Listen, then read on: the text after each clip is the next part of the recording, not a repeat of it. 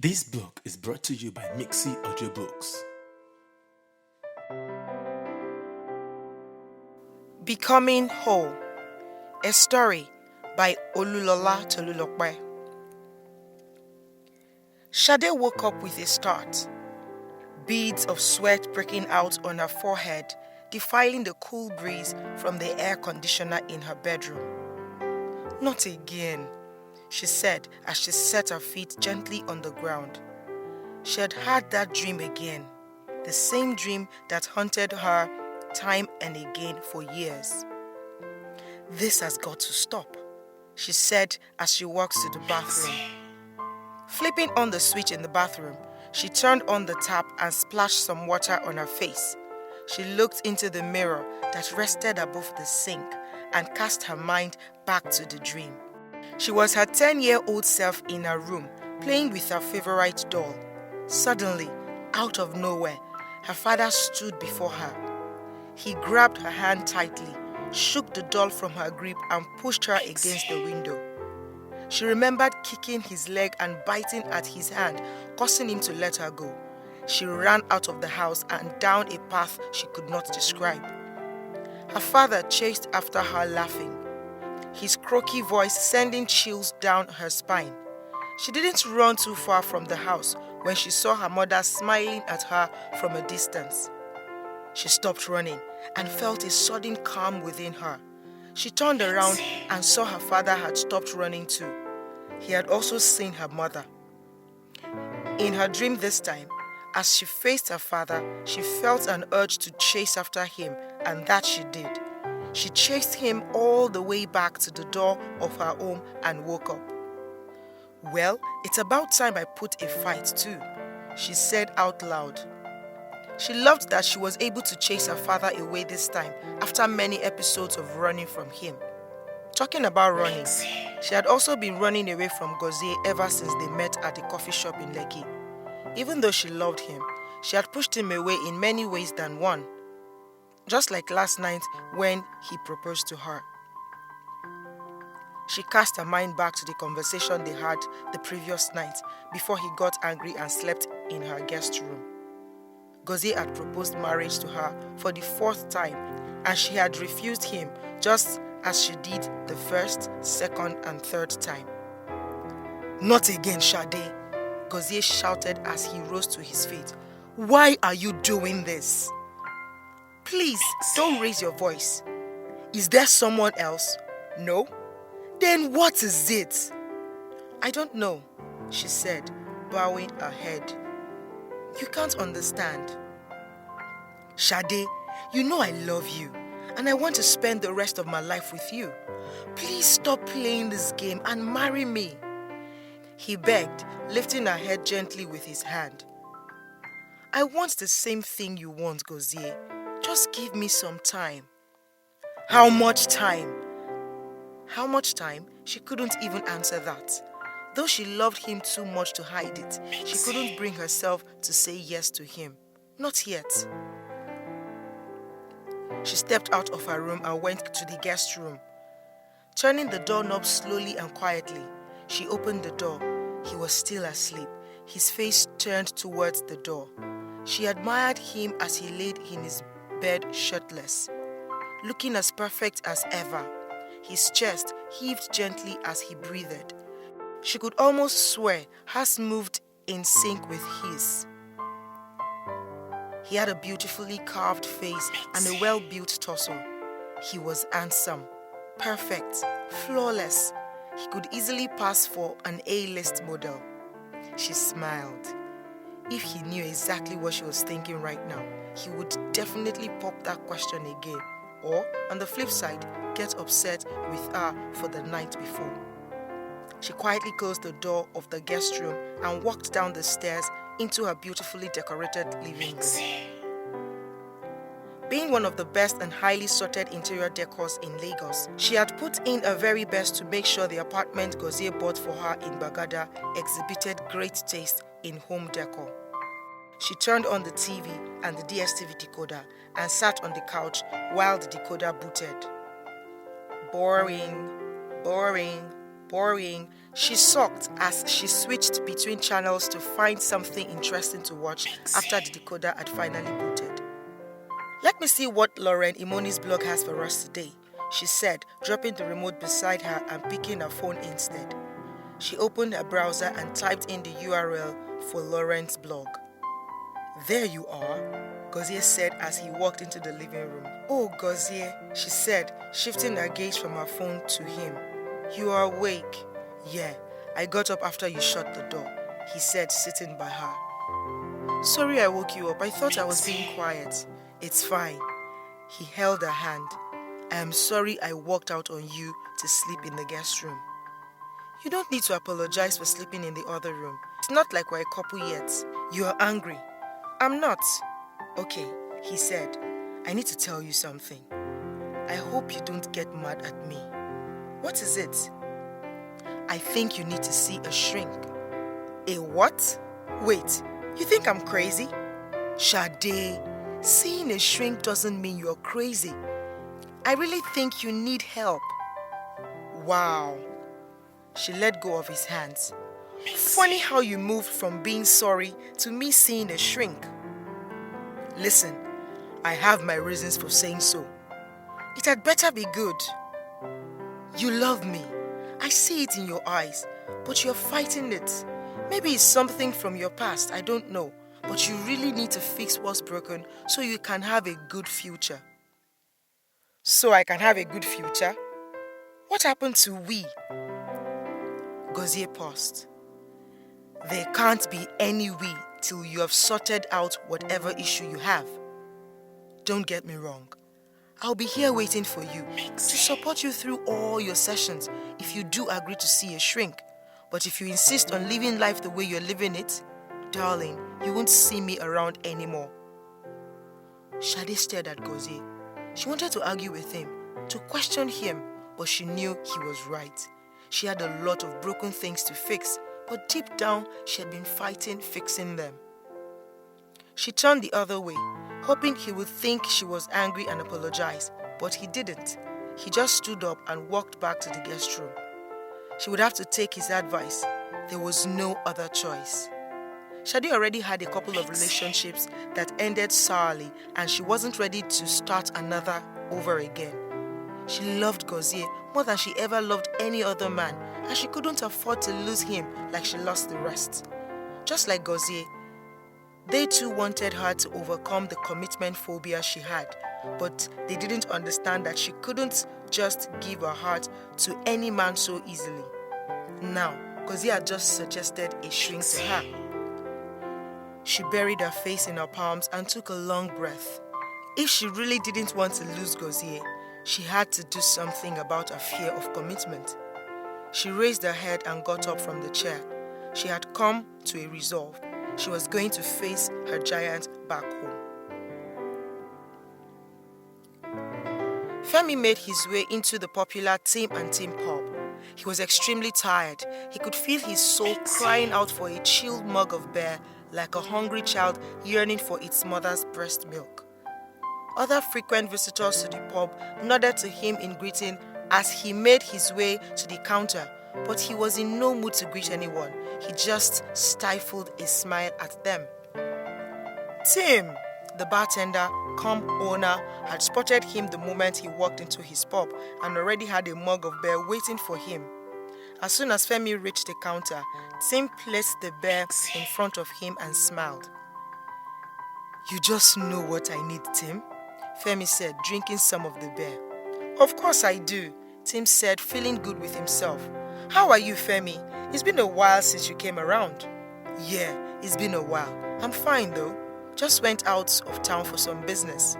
"Business, huh?" Tim asked, raising a brow. "Since when did you start going out of town for business sake?" "For as long as I can remember." "I see. So what kind of business did you leave town for?" Tim asked, leaning forward. Femi looked away. "Or was it to see a lady?" "Come to think of it, since Toyin left you, I've not seen you with any other lady." Femi turned to Tim. "How could you bring up Toyin's name?" The name of the lady who left him after she met a man richer than he was. He loved her with all his heart and everything he had. He still did. He wished he could forget her, but it hadn't been easy.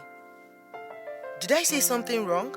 Tim asked as Femi gulped the last of the beer and dropped the mug on the counter with a 500 naira note. Femi ignored his question and walked out of the pub, wishing he hadn't stopped for his usual mug of beer. Tim knew everyone living in and around Albert Estate, Abeokuta, as long as they visited his pub for drinks. He loved asking questions too. That was how he got himself acquainted with his customers. Femi hissed as he remembered Tim's words and tone. Why did Tim have to spoil this evening?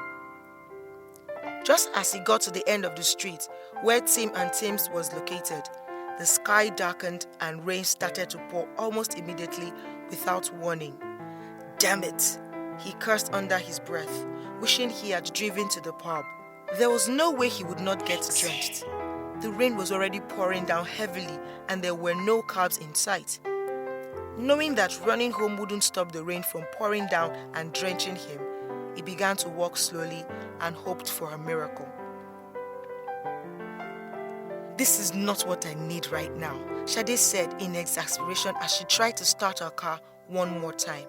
Her car had stopped right about the time when the rain started and she was already getting impatient.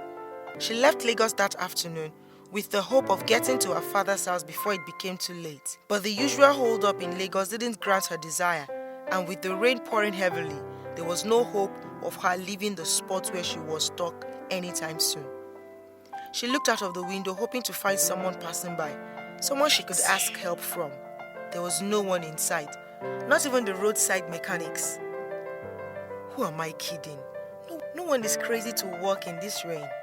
She looked at the time from her wristwatch. It was already 8 p.m. She concluded within herself that she was going to spend half of her night, if not the entire night, on the road. Tired and angry, she began blaring her car horn, hoping to ease out the negative emotions creeping in through that. Femi heard the horn from a distance. Whoever was blaring it had been doing it for the last 2 minutes and it was rather loud and annoying. He had gotten to the T-junction very close to his house at the time and stopped for a moment to be sure if the sound was coming from the right or the left. He turned to his left when the horn was blared again. He knew it was late and turning right was the right thing to do, as that was the route that led to home. But he wanted to find out who the person playing with his horn in this rain at that time of the day was. He wiped his face with his hand to get a clear vision, but it was almost of no use. The more he wiped his face, the more water got on it. He wished the rain would just stop. He had been walking home in the rain for the last 20 minutes, and he was a little distance from home. He sighed as he walked further towards where he heard the sound coming from. It had already stopped, and he wondered if he heard the sound in the first place. He knew he wasn't crazy. He had surely heard a car horn, and he would find out which of the cars parked on the road had someone in it. There were 4 cars on the road, all parked on the left lane and parked closely to one another. He checked in the cars, starting from the one closest to him, and found no one in the first 3 he looked into. He looked into the last car and saw a lady head bent on the steering. He was scared. Was she in trouble? He knocked the car window and was relieved when she moved. He motioned for her to wind down the glass and she did. "What in God's name are you doing here?" he asked. "Well, I could ask you the same." "I happened to be on the road when the rain started," he said. "Now tell me, what are you doing here?" The car horn got my attention and I wanted to know who was crazy enough to be blaring a car horn in the rain at this time too. "I parked my car here just before the rain started, so I could answer a phone call. When I was done, my car refused to start and I don't know why." She looked at him. He was completely drenched. "Come in, you really shouldn't be in this rain. You could catch a cold." "Thanks, you're very kind, but..." "Come in," she insisted. Femi turned around, opened the passenger door and got in. The car was warm, He needed it. He couldn't thank her enough. He knew deep down he really didn't want to decline the offer she made him. He would be shooting himself in the leg if he did. He still had some distance to cover. So, you said your car just stopped working. Yeah, bummer, right? I can tell you it's not as bad as walking in this rain, he said, smiling. Thanks again, I really appreciate this shelter. You're welcome, she smiled back. I'm Shade, by the way. My name is Femi. Nice, she said. So do you know anything about cars? Well, I know a few things. Let's hope this rain stops soon and I'll take a look at your car. Oh, thanks. Haha, I haven't even done anything yet. There's a ray of hope there at least. I'm just glad that the horn got your attention. Yeah, good. So where are you headed? Home. Where is home? I stay at Albert Estate. It's about 15 minutes from here. Oh, wow, that's where I'm headed to. My father stays there. You might even know him since it's a small estate. What is his name? Mr. Oluri. Wait, you are Shade Oluri? Femi said, giving her a once-over. Yeah, I am. Wow, who knew we would meet again? You know me? Of course I do. Do you remember Femi Lawrence from secondary school? Yeah. Are you Femi Lawrence? He nodded. Oh my! You used to be really short and skinny. Now you're really tall and buff. Femi laughed as she looked at him in surprise. Well, life and the gym happened. This is really good. I'm glad I met someone I used to know today. So, what made you come back after all these years? Long story, Femi, she sighed. In summary, I came back home to clear my head and find myself again. Find yourself again? That's deep. I guess, she said and looked out the window. Look, the rain has stopped. We can finally get out of here. Yeah, finally. Let me take a look at your car and see what can be done. Okay, I'll open the bonnet. Femi opened the door and got out of the car. Lifting the bonnet, he held it in place with the metal prop rod located on the inside of the engine bay and examined the battery. Got a spanner in your car? Yeah, sure. It's in the boot. I'll get that for you. Shade got out of the car and fetched him the spanner. She watched him tighten the bolt on the battery and wished she knew a thing or two about cars. Start the car, he said, calling her from her thoughts. She obeyed quietly and turned the key in the ignition. She let out a scream when her car started. Femi closed the bonnet and dusted his palms, feeling accomplished. I'm so grateful. Thanks, Femi. And you're welcome, my lady, he said, taking a bow. You're funny. Come on in, let me drive you home. Femi pulled his towel off its hanger as he got out of the bathtub and patted himself dry. Smiling as he did so, he was thinking of Shade. She looked really pretty, prettier than she did when they were in secondary school. How time flies and make things beautiful as it does, he thought. Even though everywhere was dark, the source of light from her phone gave him the opportunity to see her perfectly. He couldn't wait for another opportunity to see her again. He got out of the bathroom and sat on the bed, looking into space. He remembered Toyin and imagined being with Shade. He shook his head in a bid to shift his imagination to something else. Mr. Oluri was a well-to-do man, and his daughter certainly looked like she was doing well, just like her father. Her expensive car and perfume said so, but he wasn't like them. His bank account wasn't smiling at all. He sighed.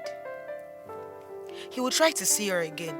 Thankfully, she was going to be at her father's house till she was done finding herself. What did she mean by that? He wondered.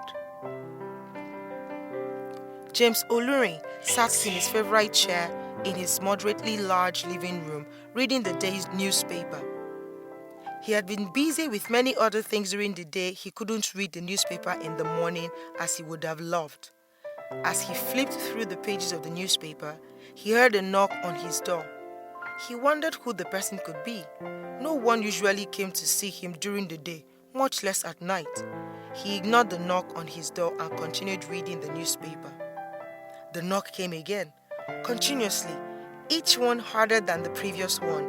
He got up angrily from his chair and went to see who was at the door. "Who are you?"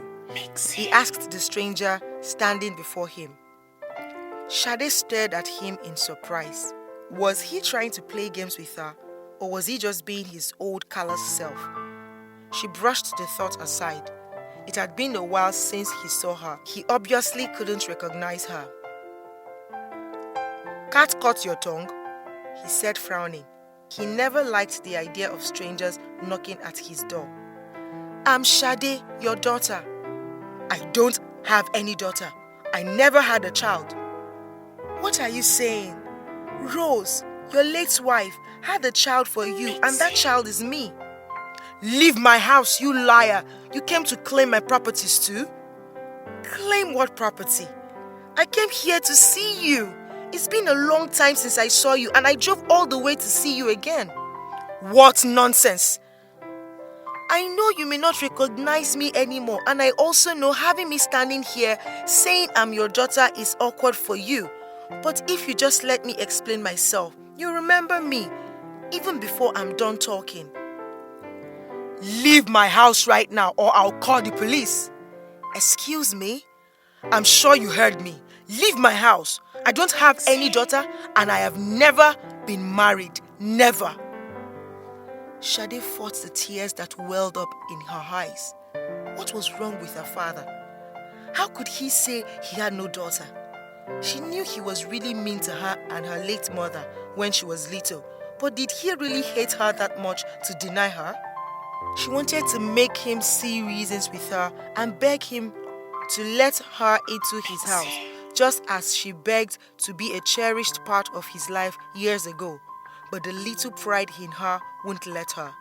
She raised her shoulders high and walked down the porch to where she parked her car without looking back, hoping he would call her back and say it was all a joke. He didn't. She sat in her car for a while, wondering where to go. Abeokuta was a big place and she wasn't familiar with that part of Nigeria anymore. She left Abeokuta when she was 12 with her mother, 10 years before she died. Her mother had refused to take her back to her father because of the abuse they both received from him. Coming back home, her father still didn't want her. She couldn't go back to Lagos and thought of lodging in a hotel. Which direction do I go? Would I really have to start looking for hotels around? She said out loud, "I don't have any friends around here again." She suddenly remembered Femi as she mentioned the word friend. She could go to him and beg to spend the night there since she was already familiar with him. She shook her head at the thought. She hadn't seen him in a long while and didn't even recognize him the instant she saw him. Would it not be too risky to stay with a stranger, she thought. For all I know, he could have a wife at home.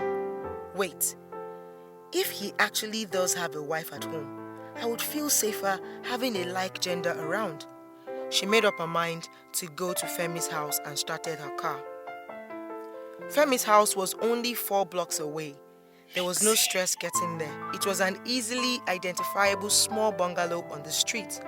She parked her car and walked to his door, leaving her box behind.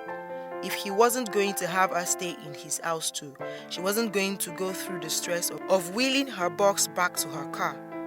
She rang the doorbell and waited for a response. When she didn't get any quick response, she rang the doorbell again. She walked to the side of the house to peep into it but couldn't see anything. Femi had pulled his curtains down and turned off all the lights in the house. Was he out again or already asleep? She wondered. He had to be home, she concluded. She dropped him off only a while ago. He couldn't have gone out again. She went back to the door and rang the doorbell again. This time she heard footsteps. "Who's at the door?" came Femi's voice. Sade Olulola," she replied. "Sade." Femi was surprised.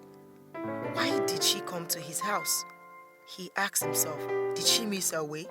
He asked again. He walked quickly to the door and unlocked it, and there she was, standing there, right before him, looking sad. "What is the matter? Did you miss your way?" he asked her. Mixie. "I think I did." "How is that? Mr. Olunri's house is that duplex, painted in brown 4 blocks away, with the beautiful flowers decorating its porch." "Yes, you've been there already?" "Yes." "Why did you turn back?" "May I come in?" Femi hit his forehead. "I'm sorry, forgive my manners. Do come in." Femi opened the door and stepped aside for her to enter. He closed the door after her and offered her a seat in the living room. "Tea or coffee?"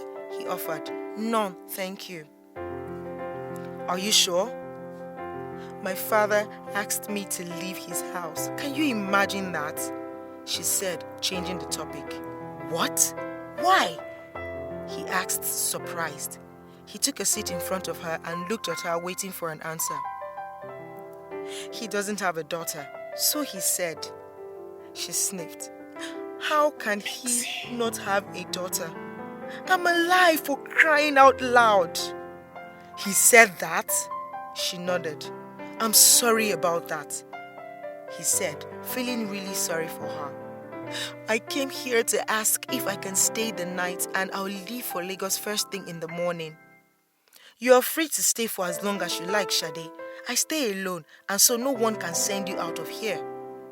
He stayed alone? No wife?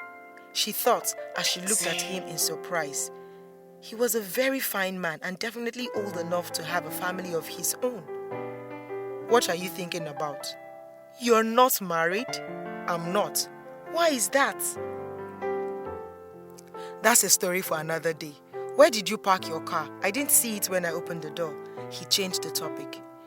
"I parked it away from here. I wasn't even sure if driving to the front of your house was a good idea, just in case I get rejected here too." "You're funny. Give me your keys. I'll drive into my compound and get your bags." "Thank you, but I'll prefer we go together." "No. Take a rest while I go get your things." Shade thanked him and handed him our car keys. He left immediately to do all he said he would, while she stayed back in his living room. She looked around the room, taking note of her environment. His living room wasn't big, but it was well organized and decorated. She, being an interior decorator, appreciated what he did with his living room. Just as she was about standing to examine the beautiful piece of art he used to decorate his living room, Femi walked in, wheeling her box behind him. "Thank you," she said. "You're welcome. I wanted to ask you something."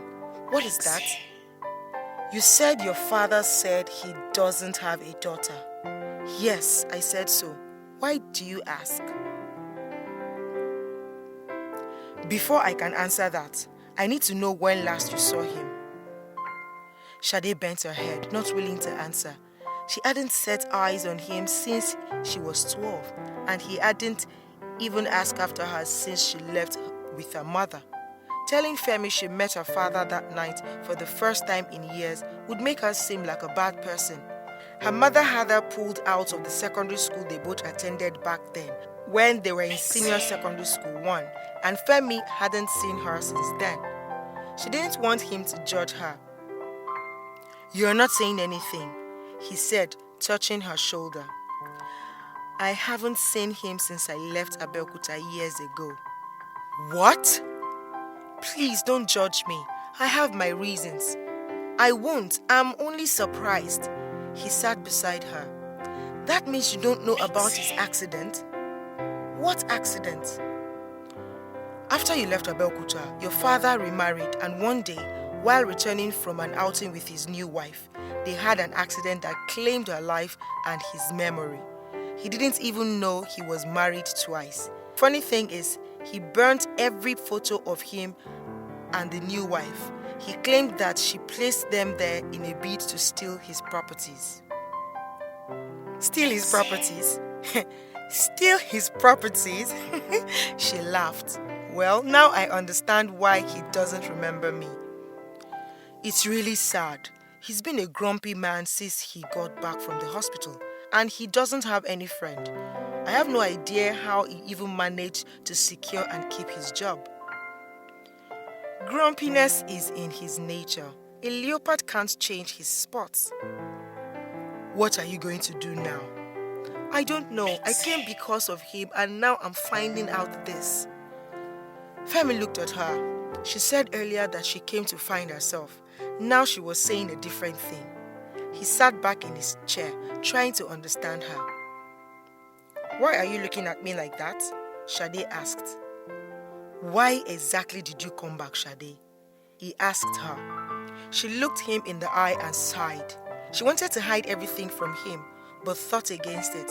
Maybe he would be her shrink after all. I came home to ask my father some questions. Questions that had me bothered as a child and even till now. Do you know why I left Abeokuta with my mom? No. Word in town then was that your dad sent her packing for committing adultery. He never refuted any of those things, so we believed they were true. James Oluri, can he ever change? She said, shaking her head. My mother was very gentle, too gentle with him for my liking. He never appreciated her.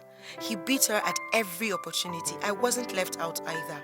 I got the beating of my life now and then. Why? I really don't know. I can't explain it. It seemed like he really enjoyed doing it. He was always angry.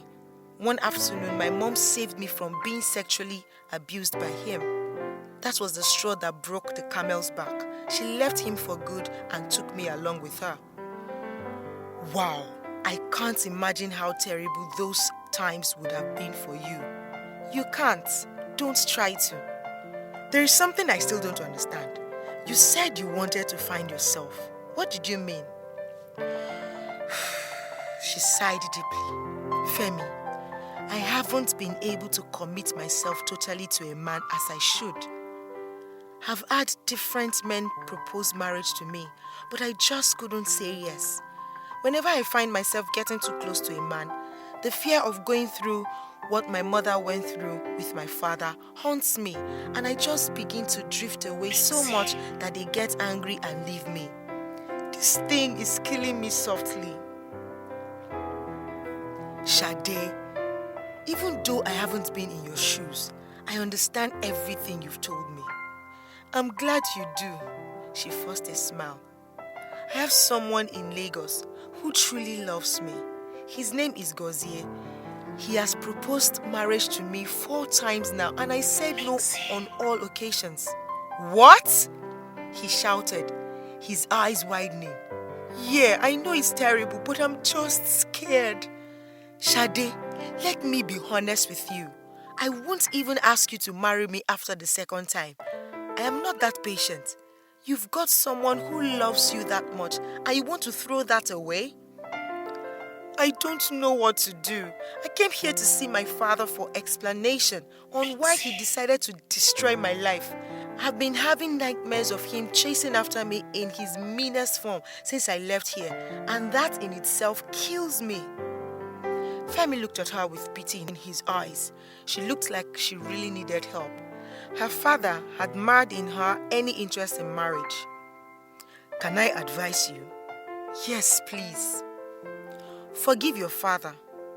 Go back home to Gozie and let him know all these things you've just told me. When he knows what you've been through, I'm very sure he will help you through it, and you two will be happy together as you should. Trust me. That's easy.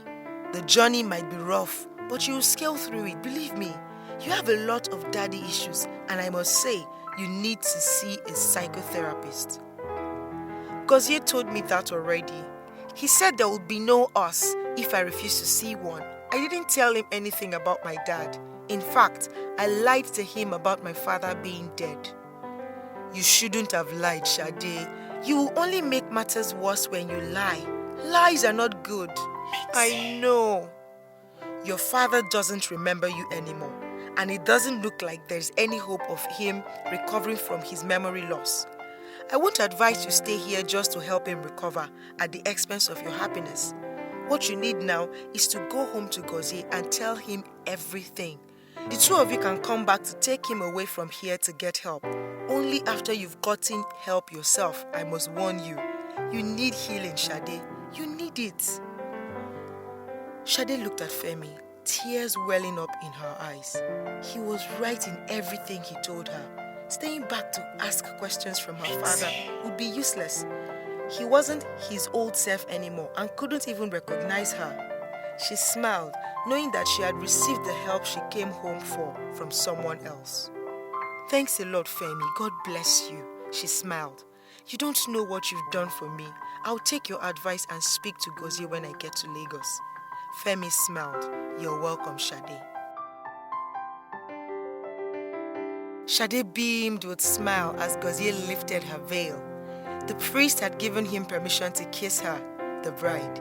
She closed her eyes as Gozie leaned forward to kiss her, recalling the events of the last 6 months as she kissed him back.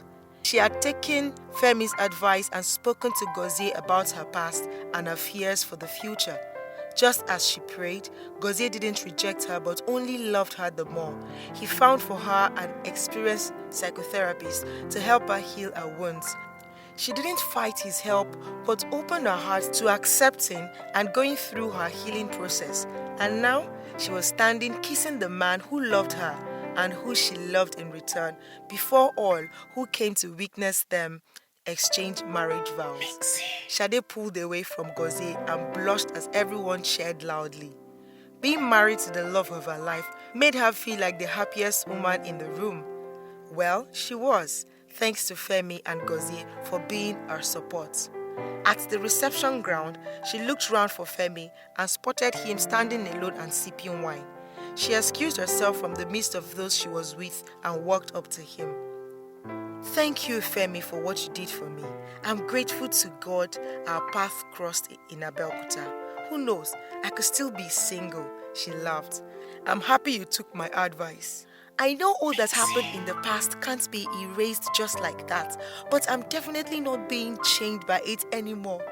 Look at me, I'm married, she said excitedly, showing Femi her expensive ring. Oh, Shade, you deserve to be happy, and I pray you remain happy for the rest of your life. You're my angel, she said and hugged him tightly. The end.